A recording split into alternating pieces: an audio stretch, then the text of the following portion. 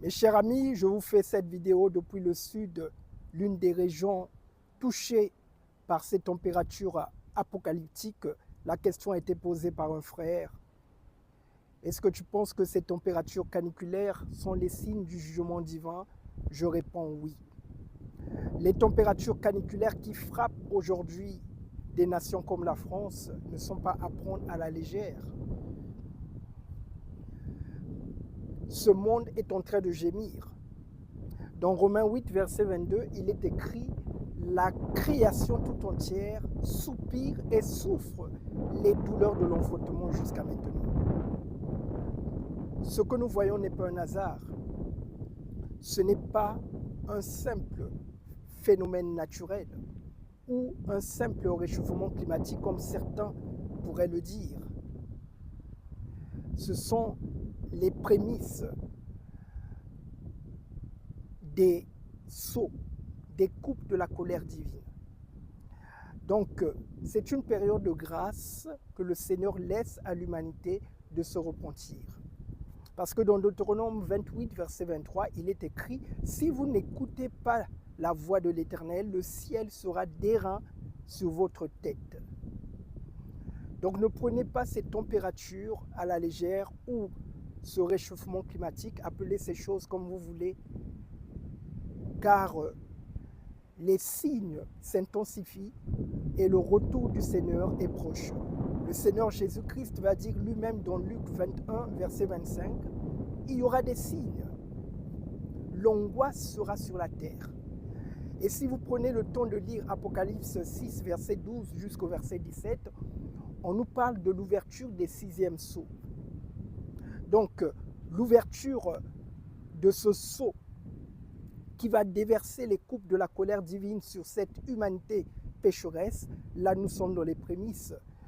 Parce que l'ouverture de ce sceau va déclencher des péripéties cataclysmiques, cosmiques et naturelles. Je vous rappelle aussi que le Seigneur de Jésus-Christ est appelé le soleil de justice. Dans le livre d'Apocalypse, on nous parle de la colère de l'agneau. Donc mes très chers amis, repentez-vous, approchez-vous du Seigneur. Selon Jacques 4, verset 8, et il s'approchera de vous. Nettoyez vos-mêmes pécheurs, purifiez vos cœurs. Et le Seigneur va vous accepter et vous faire entrer dans la vie éternelle pour échapper à ces coupes de la colère divine. Parce que ça, c'est vraiment une période charnière que le Seigneur laisse à l'humanité. Ça va aller de mal en pire. Ici, je viens en tant qu'ambassadeur de Christ pour dire, repentez-vous mes très chers amis, donnez votre vie au Seigneur Jésus-Christ pour échapper à la colère de l'agneau. Parce qu'il est écrit que les gens vont se cacher. Il y aura une panique sur la terre. Parce qu'il y aura tellement de phénomènes cataclysmiques, les gens vont supplier, vont se cacher à cause de la colère de l'agneau. Donc, repentez-vous, acceptez le Seigneur Jésus-Christ, donnez votre vie au Seigneur Jésus-Christ. Ça, ce sont des signes, des coupes de la colère de Dieu. Et les prémices du jugement final, parce que le Seigneur Jésus-Christ vient pour instaurer son royaume.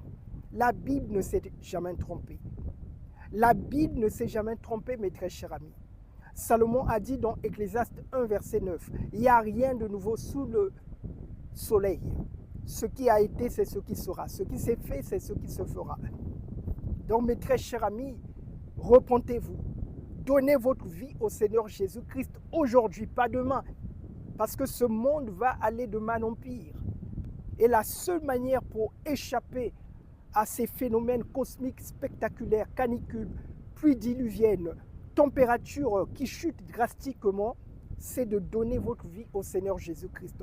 Sans le Créateur, vous ne pouvez pas échapper à ces phénomènes.